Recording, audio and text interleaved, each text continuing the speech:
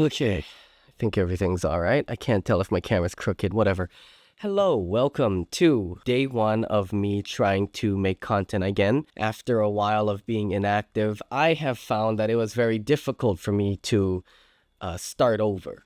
So basically what happened was I was feeling like I wanted to create content for myself again. And so I hit record and I don't like what I see. So I scrapped that idea. And then a couple days go by. I make another video. I put it into my software, and as I'm editing it, I don't really like what I see. I scrap it. And this happened about 3 or 4 times. And I just realized that I have I guess it's like some upload paralysis where I'm trying to make content and I just feel either insecure about it, or I just don't like what I'm talking about, or maybe I ramble on a bit too much in a way that just makes me frustrated and I just scrap the entire thing. I've never had this problem before. Like, whether I ramble or whether it's good or bad, I would always just post it, because my opinion is set it and forget it, meaning you just upload it and you forget about it, and if it takes off, it takes off. If people resonate with it, they resonate with it. If people don't agree with you, they don't agree with you. It doesn't matter, because I created something, I put it out there, and now I'm moving on to the next project. I can't do that anymore.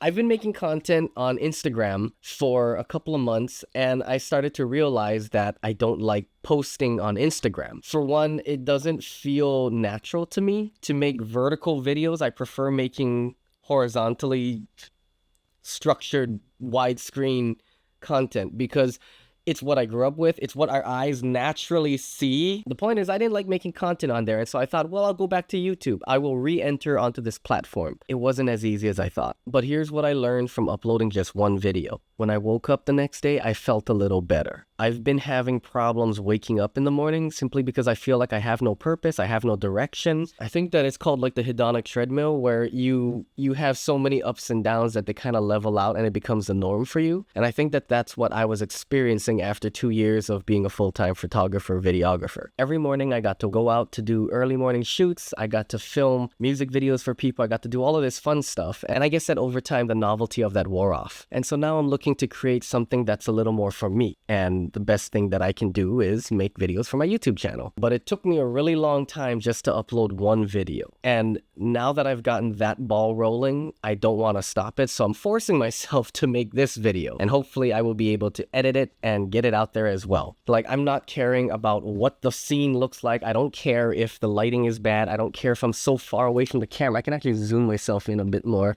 I think that looks better. I don't care about any of that. Right now, the whole point is to get this video out there for me. But I have learned that there are steps to take when you get into this predicament, and I figured it might be interesting if I share my thought process and how I got over this little hurdle of making content, because I think that a lot of other people suffer from this as well. So the first thing I had to figure out was why it was so difficult for me to make content. And I think that the problem was fear of rambling and fear of my videos not being entertaining enough. I had to actually write down a list of pros and cons for why I wanted to make content in the first place. And if the cons outweigh the pros, then just don't do it, because ultimately you want to do something that makes you happy. And if YouTube videos isn't going to make me happy, then I'm not going to do it. I noticed that there was a lot of things that I enjoyed in the past that made me happy, just making content. And who's calling me now? I remember that being a common thing too.